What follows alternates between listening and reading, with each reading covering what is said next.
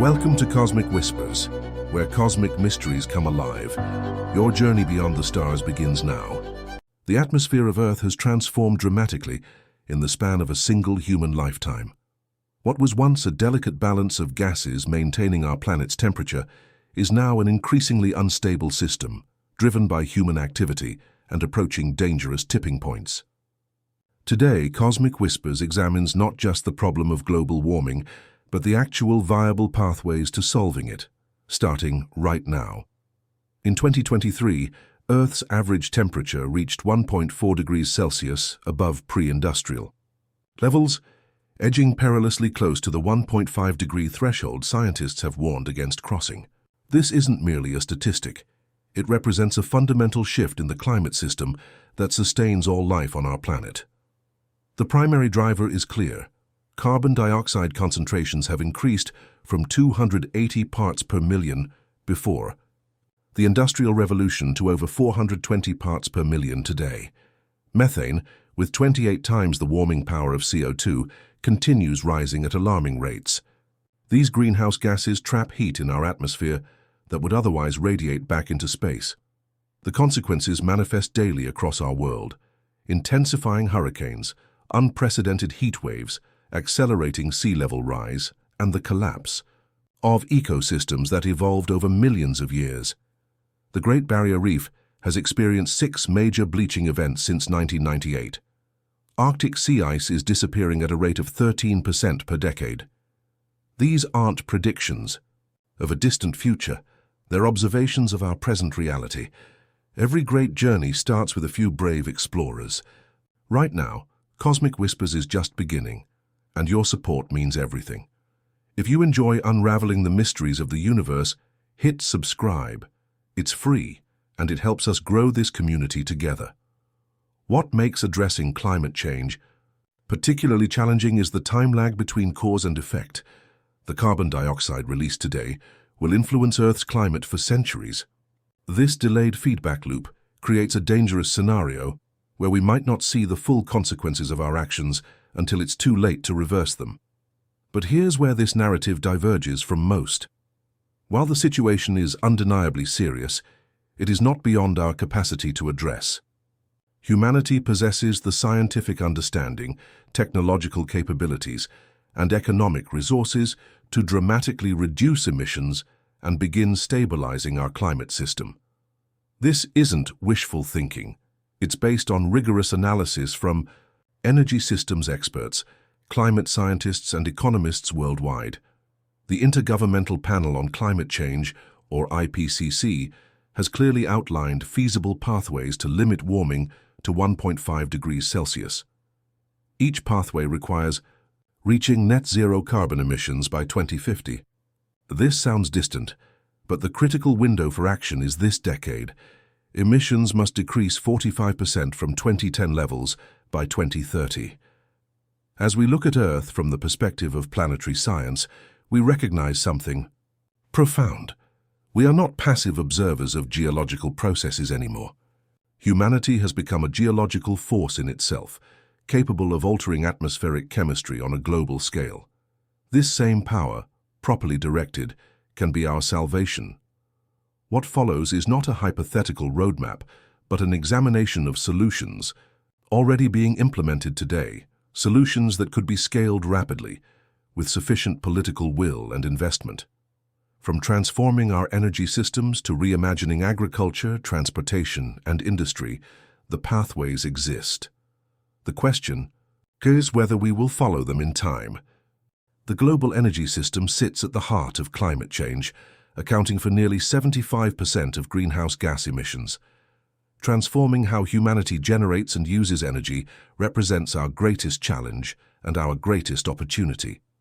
What many fail to realize is just how dramatically the economics of this transformation have shifted in the past decade, creating unprecedented momentum for change. In 2010, solar energy cost around 30 cents per kilowatt-hour. Today, that figure has plummeted to under 3 cents in many regions, cheaper than any fossil fuel alternative. Wind power has followed a similar trajectory. This isn't just incremental improvement, it's a fundamental economic disruption that continues accelerating. The International Energy Agency, long conservative in its renewable forecasts, now acknowledges that solar power represents the cheapest electricity in history. Global solar capacity has grown nearly 20-fold since 2010, with installation rates doubling approximately every 2 to 3 years. Wind energy capacity has quadrupled in the same period. Energy storage, once considered renewable energy's Achilles heel, is undergoing its own revolution. Battery costs have fallen by nearly 90% since 2010. Grid-scale storage projects now routinely pair with renewable installations, solving the intermittency challenge that critics have long cited. In places like Australia, massive battery installations have already proven more reliable and responsive than conventional power plants during grid emergencies. The electrification of transportation compounds these benefits. Electric vehicles convert roughly 80% of their energy input to motion, compared to 20% for internal combustion engines. As electricity generation gets cleaner, the climate benefits of electrification multiply. Major automakers worldwide have announced the phase-out of combustion engine production, with many targeting 2030 to 2035 for complete transitions. What makes this energy revolution particularly promising is its self-reinforcing nature. As deployment scales up, costs fall further, accelerating adoption. This virtuous cycle has consistently outpaced even the most optimistic projections from experts. 10 years ago, few predicted that renewable energy would become the cheapest option in most markets by 2023. Yet here we are. Crucially, this transition isn't happening only in wealthy nations. India installed 115 gigawatts of renewable capacity in the past 5 years. China, despite continuing to build some coal plants, added more solar capacity in 2023 than the entire United States has in its history. Kenya now generates over 90% of its electricity from renewable sources. The fossil fuel industry, sensing this existential threat, has pivoted from denial to delay. Their current narrative suggests that transition must be gradual, spanning many decades. The science and economics tell a different story. Rapid deployment of existing clean energy technologies could reduce global emissions by 70 to 80% using technologies available today. Smart grid technologies, demand response systems and improved transmission infrastructure can manage variability challenges. Countries like Denmark already regularly operate with wind power, exceeding 100% of their momentary electricity demand, exporting excess production to neighbors. Electrification extends beyond transportation. Heat pumps, which can be 3 to 5 times more efficient than gas furnaces, are transforming building heating and cooling. Industrial processes are being redesigned around electricity rather than combustion. The energy transition represents the greatest economic opportunity since the Industrial Revolution itself. Studies from Oxford University suggest that transitioning to clean energy could save the world trillions of dollars compared to continuing with fossil fuel infrastructure, even before counting climate damages avoided. What's required isn't new technology, but accelerated deployment of existing solutions. The International Renewable Energy Agency estimates that annual investment in renewable energy must triple by 2030. While significant, this figure represents less than 1% of global GDP, a fraction of what countries regularly spend on far less existential concerns. While transforming our energy systems addresses future emissions, we must also deal with carbon already in our atmosphere. The science is clear. Reaching climate stability requires not just reducing emissions to zero, but actually removing carbon dioxide from the air. Fortunately, both natural and technological approaches show tremendous promise when deployed strategically. Nature has been capturing and storing carbon for billions of years through processes we're only now learning to enhance and accelerate. Forests, wetlands, grasslands, and soil represent massive carbon reservoirs that have been depleted through human activity and can be restored. A mature forest can store between 100 and 400 tons of carbon per hectare. Restoring forests to just 1/3 of their potential globally could sequester about 280 gigatons of carbon, nearly equivalent to 30 years of current emissions. The Bond Challenge, a global effort to restore 350 million hectares of degraded land by 2030, demonstrates the scale of what's possible. Coastal ecosystems offer even more impressive carbon storage.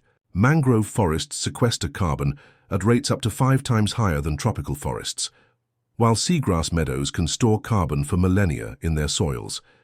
Yet these blue carbon ecosystems are being destroyed at alarming rates, releasing their stored carbon back into the atmosphere. Agricultural practices represent another powerful lever. Conventional farming has depleted soil carbon worldwide, but regenerative approaches can reverse this trend. Cover cropping, no-till farming, crop rotation, and managed grazing can increase soil carbon by 2 to 3 tons per hectare annually, while improving soil health, water retention, and resilience to extreme weather. The potential scale is enormous. Agricultural soils could theoretically sequester up to 5 billion tons of CO2 equivalent annually, nearly 10% of global emissions. Biochar, a form of charcoal produced from plant matter, can lock carbon in soil for centuries while improving fertility, potentially sequestering another 1 to 2 billion tons annually if widely deployed. On the technological front, direct air capture systems extract CO2 directly from the atmosphere. Companies like Climeworks, Carbon Engineering, and Global Thermostat have developed increasingly efficient systems. Climeworks' Orca plant in Iceland, powered by geothermal energy, captures 4,000 tons of CO2 annually and injects it into basalt formations where it mineralizes into stone within 2 years, permanent removal. While current direct air capture costs range from $300 to $600 per ton.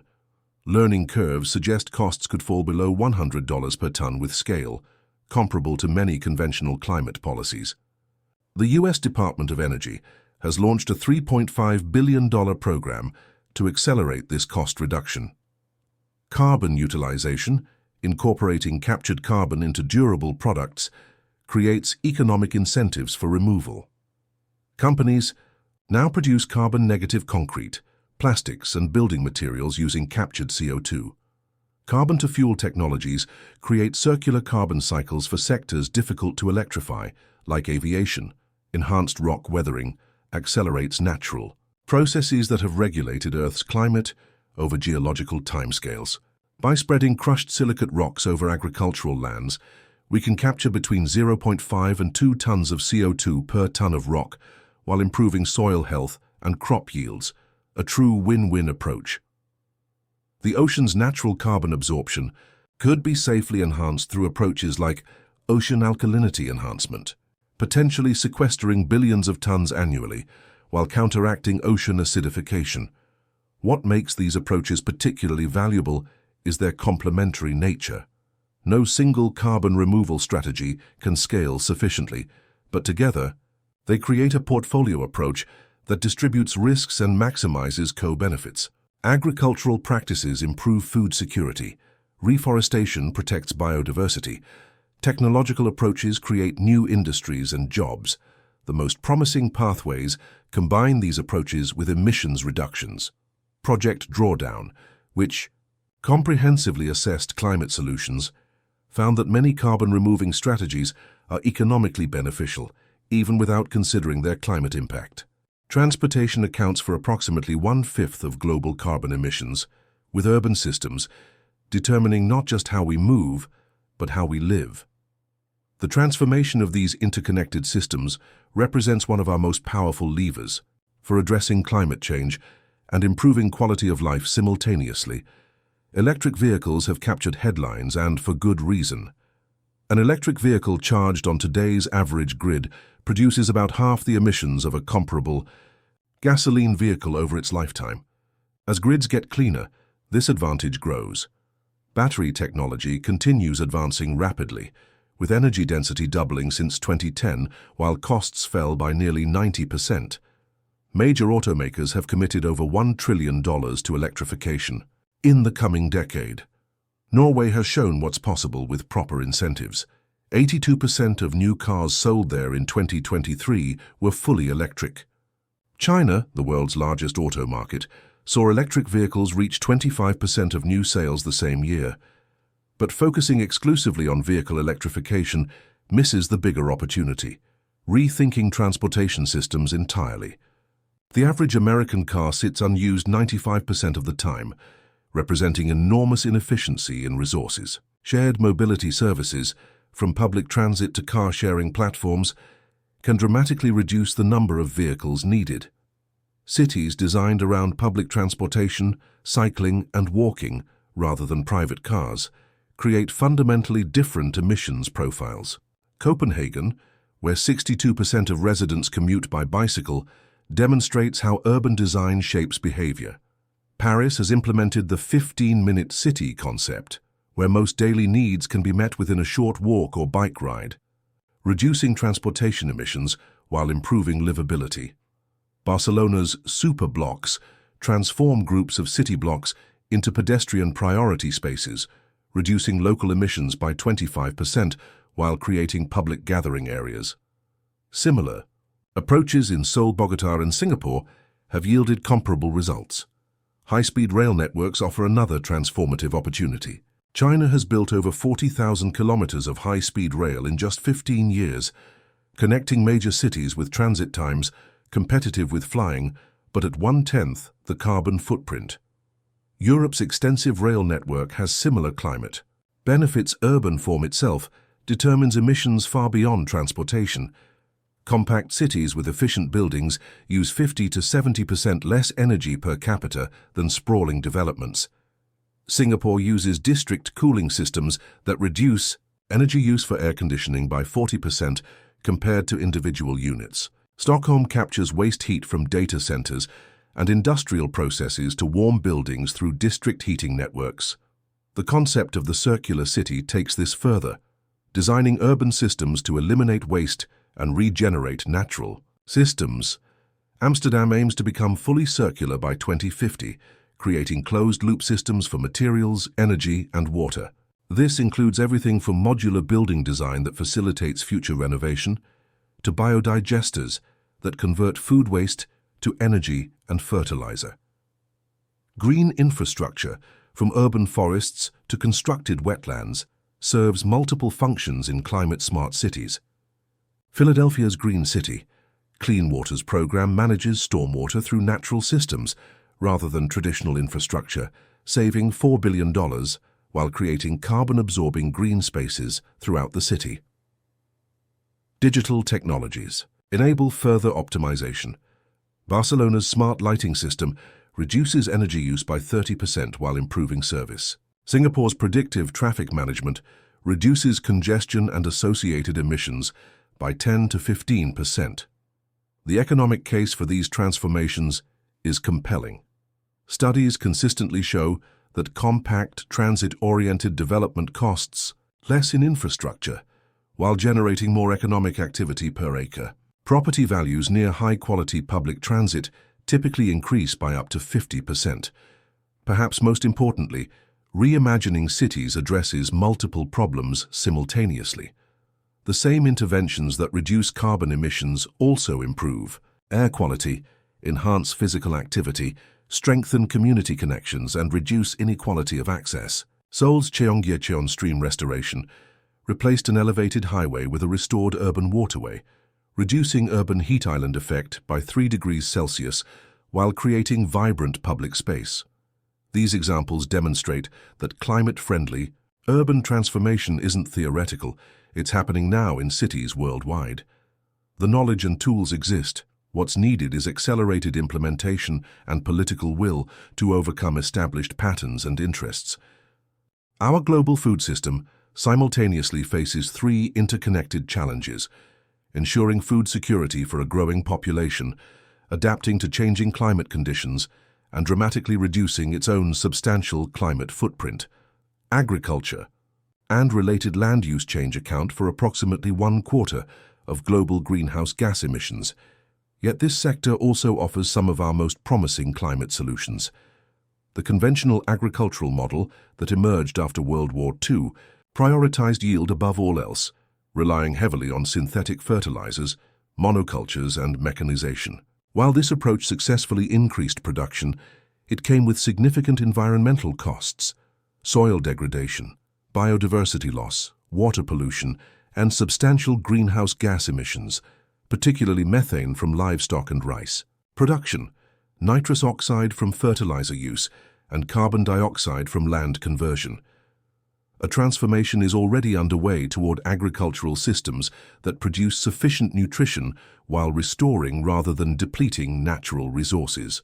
Regenerative agriculture practices, including cover cropping, reduced tillage, diverse crop rotations, and integration of livestock with croplands, can rebuild soil organic matter, enhancing both carbon sequestration and resilience to floods and droughts.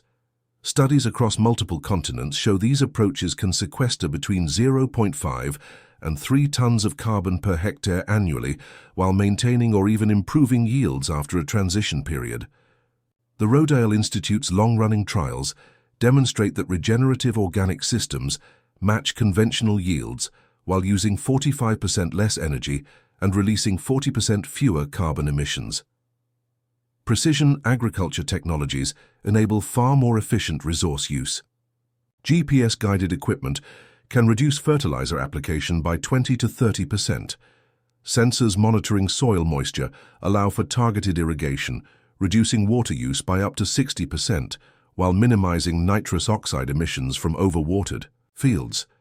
These approaches are being adopted rapidly, with the precision agriculture market growing at 15% annually. Diversification of production systems creates multiple benefits. Agroforestry, integrating trees with crops or livestock, can increase total productivity while sequestering carbon above and below ground. Silvorable systems in Europe have demonstrated productivity increases of 30 to 40% compared to monocultures. Addressing food waste represents another critical opportunity. Approximately 1/3 of all food produced globally is wasted, accounting for 8% of total greenhouse gas emissions. Technologies for improved storage, transportation, and preservation are reducing post-harvest losses in developing regions. Digital platforms connecting excess food with markets are scaling rapidly in developed countries. Our dietary choices also significantly impact climate.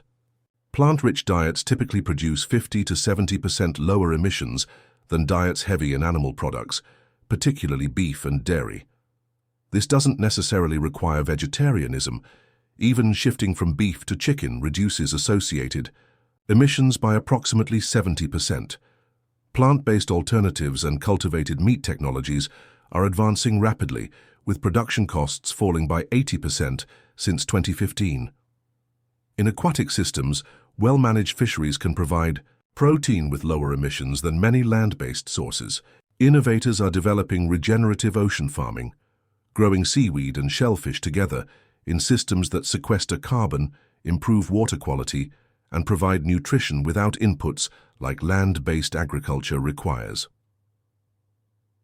Indigenous agricultural knowledge, often overlooked by industrial systems, offers valuable insights for climate-resilient food production. Milpa systems in Mesoamerica and traditional polycultures in Southeast Asia demonstrate sophisticated approaches to managing complex agro-ecosystems that maintain productivity while enhancing resilience. Policy innovations are accelerating this transition. The European Union's farm-to-fork strategy aims to reduce fertilizer use by 20% and expand organic agriculture to 25% of farmland by 2030. Carbon farming initiatives in Australia, the United States, and elsewhere are developing mechanisms to reward farmers financially for practices that sequester carbon and reduce emissions. Major food companies are responding to consumer demand and investor pressure by setting science-based targets for emissions reductions throughout their supply chains. Companies like Danone, Unilever, and General Mills have committed to net zero emissions, driving change through their substantial market leverage. What makes food systems transformation particularly powerful is its potential for cascading benefits. Improved public health from dietary shifts, enhanced rural livelihoods from diversified farming systems, strengthened biodiversity from ecological approaches, and increased resilience to climate disruptions already underway.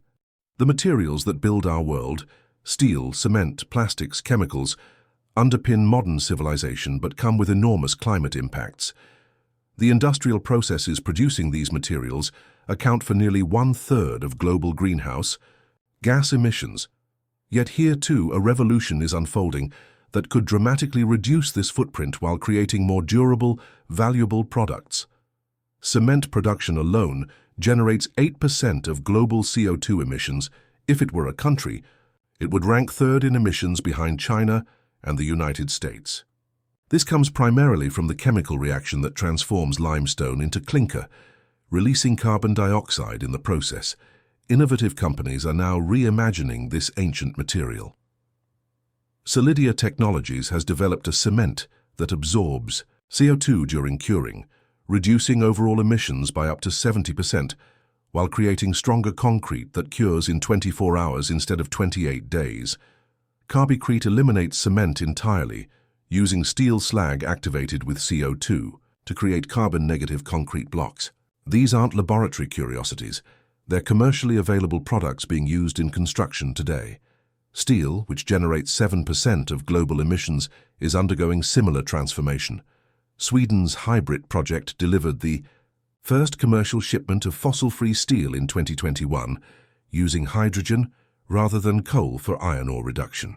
Germany's H2 Green Steel is building a €5 billion plant to scale this approach. Boston Metal is commercializing molten oxide electrolysis technology that eliminates carbon from steelmaking entirely. The chemical industry, responsible for producing everything from fertilizers to pharmaceuticals, has begun transitioning from fossil feedstocks to bio-based and recycled inputs.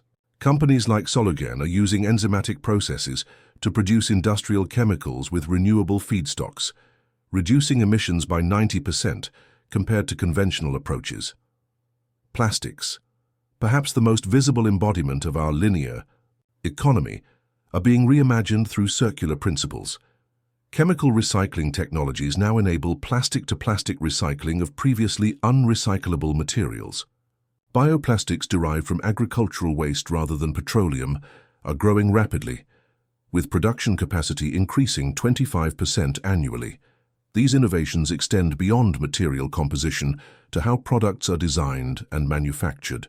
Additive manufacturing, commonly known as 3D printing, can reduce material waste by up to 90% compared to subtractive processes while enabling geometries that were previously impossible. Companies like Desktop Metal are making these approaches viable for mass manufacturing. The circular economy concept is transforming business models across industries. Companies like Caterpillar have built remanufacturing operations that rebuild used components to new specifications, using 85% less energy than manufacturing new parts. Philips now offers lighting as a service, maintaining ownership of fixtures and bulbs while providing illumination, creating incentives for longevity and efficiency. Material efficiency strategies, using less material to provide the same service, offer immediate benefits. Building design optimization can reduce steel and cement use by 30 to 50% without compromising structural integrity. Product lightweighting continues across industries, from automobiles to packaging.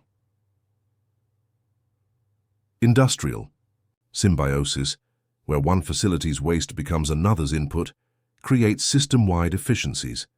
Denmark's Kalundborg Symbiosis network connects a power station, refinery, pharmaceutical plant, plasterboard factory, and the municipality itself in material and energy exchanges that reduce carbon emissions by 240,000 tons annually while generating economic benefits for all participants. Process heating, which accounts for approximately 20% of industrial energy use, is being electrified through technologies like induction and infrared heating, enabling renewable power to replace fossil fuels. Heat pumps operating at industrial temperatures can reduce energy use by 60 to 80% for many applications. Digital technologies enable further optimization. Artificial intelligence systems monitoring industrial processes can reduce energy use by 10 to 20% by identifying inefficiencies invisible to human operators. Digital twins, virtual replicas of physical systems, allow for simulation and optimization before implementation. The economics of these transformations increasingly favor climate-friendly approaches. As carbon pricing and disclosure requirements expand globally, the business case for low-carbon materials strengthens. Venture capital investment in climate tech reached $49 billion in 2023, with industrial decarbonization attracting particular interest. Major corporations including Microsoft, Google, and Amazon are using their purchasing power to create early markets for low-carbon materials, helping innovative companies scale production and reduce costs. Public procurement policies in the European Union, California, and elsewhere are creating similar demand signals. What these examples demonstrate is that industrial decarbonization isn't a distant possibility. It's an economic transformation, already underway across sectors and regions. The technologies exist. What's needed is accelerated deployment and supportive policy frameworks to reach the necessary scale.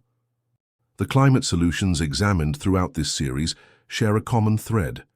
They exist today, ready for implementation at scale. The primary barriers are not technological, but social, political, and financial.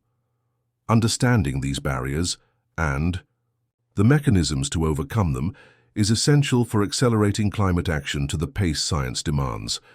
Policy frameworks create the conditions that either enable or hinder climate solutions. Carbon pricing, whether through carbon taxes or cap-and-trade systems, corrects the market failure at the heart of climate change by incorporating the social cost of emissions into economic decisions. Nations implementing robust carbon prices, like Sweden at over $130 per ton, have reduced emissions while maintaining economic growth. Performance standards drive innovation by establishing clear targets without prescribing specific technologies. Vehicle efficiency standards in the United States have doubled fuel economy since their introduction. Building codes in jurisdictions like California and Brussels have demonstrated that near-zero energy buildings can become the norm rather than the exception. Government procurement leverages public spending to create markets for climate solutions. The U.S. government's commitment to purchase 100% zero-emission vehicles creates demand certainty that accelerates manufacturing scale-up and cost reduction. Similar approaches are being applied to sustainable aviation fuels, low-carbon concrete, and other emerging solutions. Research and development funding remains crucial for next-generation technologies. Mission Innovation, a coalition of 24 countries and the European Union, has committed to doubling public clean energy R&D investment. Programs like ARPA-E in the United States have demonstrated remarkable success in moving technologies from concept to commercialization. The financial system is rapidly reorienting around climate risk and opportunity. Global sustainable investment now exceeds $35 trillion, more than a third of professionally managed assets worldwide. Major investors including BlackRock, Vanguard, and State Street increasingly factor climate performance into investment decisions. Green bonds, debt instruments specifically funding climate and environmental projects, exceeded $1 trillion in annual issuance for the first time in 2023. Sustainability-linked loans tie interest rates to achievement of climate targets, creating direct financial incentives for decarbonization. Multilateral development banks are shifting their portfolios toward climate solutions. The World Bank has committed to aligning all financing with the Paris Agreement by 2025. Climate finance flowing from developed to developing nations reached $83 billion annually, though this remains well below the $100 billion promised, a gap that must be closed. Beyond high-level policy and finance, implementation happens locally through thousands of communities worldwide. Cities like Copenhagen, Portland, and Melbourne have demonstrated that climate-aligned development creates more livable communities with stronger economies and improved public health. Indigenous communities, managing approximately 22% of Earth's land surface, protect 80% of remaining biodiversity while maintaining carbon-rich ecosystems. Supporting indigenous land rights represents one of the most cost-effective climate strategies available.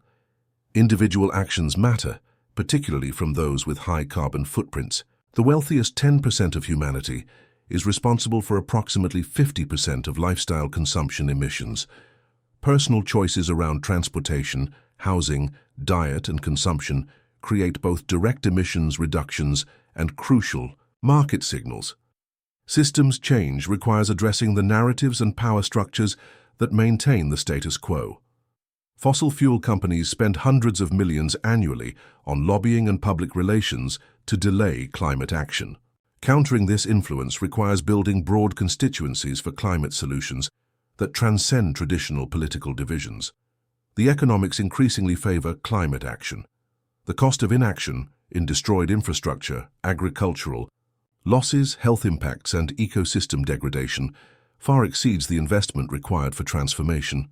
The Global Commission on Adaptation estimates that investing $1.8 trillion in climate resilience by 2030 would generate $7.1 trillion in benefits. Young people worldwide are driving momentum for climate action through school strikes, litigation, shareholder activism, and democratic participation. Their moral clarity and determination have shifted public discourse and political possibility. As we consider Earth's 4.5 billion-year history, the climate crisis represents a moment of extraordinary consequence and extraordinary opportunity. The same ingenuity that unintentionally destabilized Earth's climate can be redirected toward regeneration and balance. The science is clear. Achieving net zero emissions by 2050 is both necessary and possible. The pathways exist, the technologies exist, the economic case is compelling. What remains is the collective will to accelerate implementation at the pace and scale this moment demands. Every society throughout history has faced defining challenges that tested its wisdom and resolve. This is ours. The actions we take, or fail to take, in this critical decade will reverberate for generations. The tools to succeed are in our hands. The time to use them is now.